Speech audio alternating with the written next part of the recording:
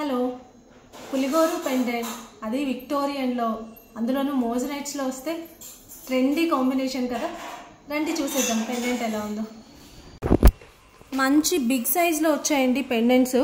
ఇలా green colour, red colour and violet colour 3 కాంబినేషన్స్లో ఉన్నాయి.